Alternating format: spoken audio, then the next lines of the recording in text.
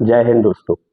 आपने एक गजल तो सुनी होगी, चार पैसे कमाने में आया शहर, गांव मेरा मुझे याद आता रहा। ये लाइंस कोरोना काल में एकदम फिट बैठ रही थी। ये दृश्य जो आप देख रहे हैं, ये कोरोना काल में लॉकडाउन लगने के बाद अपने गांव लौट रहे लोगों का है, जो नौकरी करने की वजह से शहरों में रह रहे थे। लेकिन जब लॉकडाउन लगा और सारी फैक्ट्रीज और कंपनीज बंद हुई, तो लोगों को अपने ही गांव की याद आई।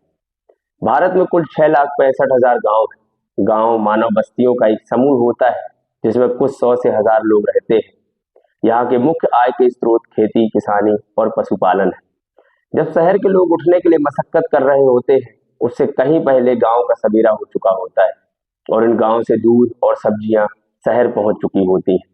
इस देश की 70% आबादी गांव में रहती है और इस देश की अर्थव्यवस्था में गांव का किरदार बहुत अहम है।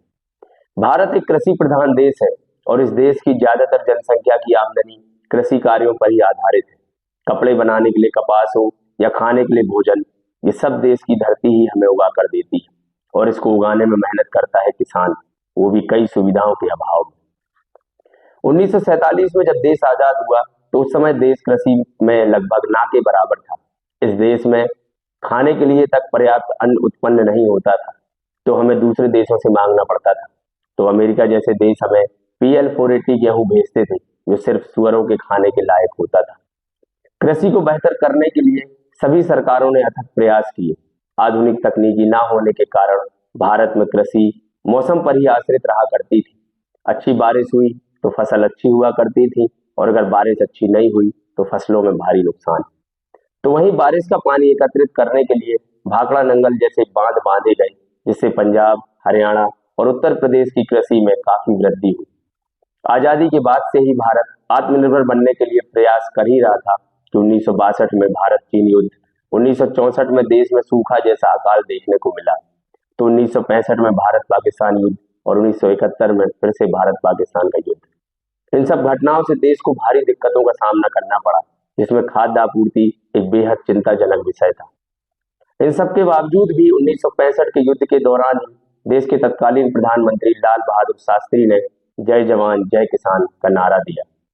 उन्होंने 1965 में राष्ट्रीय डेयरी विकास बोर्ड की स्थापना की, तो भारत में खाद्य उत्पादन बढ़ाने के लिए और खाद्य सुरक्षा सुनिश्चित करने के लिए हरित क्रांति को बढ़ावा दिया। तो वहीं पूर्व प्रधानमंत्री श्रीमती इंदिरा गांधी ने ग्रामीणों को पक्के घर देने के लिए आवास योजना चलाई और बैंकों का राष्ट्रीयकरण किया। कृषि आधुनिकीकरण की शुरुआत भी इसी समय हुई और 1965 से 1974 के बीच में देश में आइसर कंपनी ने पहला 100% स्वदेशी ट्रैक्टर बनाकर तैयार किया। इससे पहले किसान हल से ही खेतों की जुताई किया करते थे। जहां फसलों में सिंचाई करने के लिए नहरों का ही उपयोग हुआ करता था, तो अब मशीनों का उपयोग होने लगा और उन्नत किस्म के खाद और बीज भी किसानों को उपलब्ध होने लगे, जिससे फसलों की पैदावार बढ़ी। जहां एक और कृषि किस आसानी से होने लगी, तो वहीं मशीनीकरण से गांव के लोग बेरोजगार होने लगे, क्योंकि जो कार्य मजदूर किया करते थे, वो काम बहुत कम समय में मशीनों द्वारा किया जाने लगा। गांव से लोग शहर की ओर पलायन करने लगे। इसी समस्या के समाधान के लिए मनरेगा जैसी योजनाएं सरकारों द्वारा लागू की गई, जहां गांव के मजदूरों को गांव में ही रोजगार मिले और पलायन रुक सके। किसी हद तक ये कारगर साबित हुई, पर पूर्ण तरीके से नहीं। गांव में अगर सबसे ज्यादा किसी चीज की समस्या थी, तो वो थी कनेक्टिविटी की।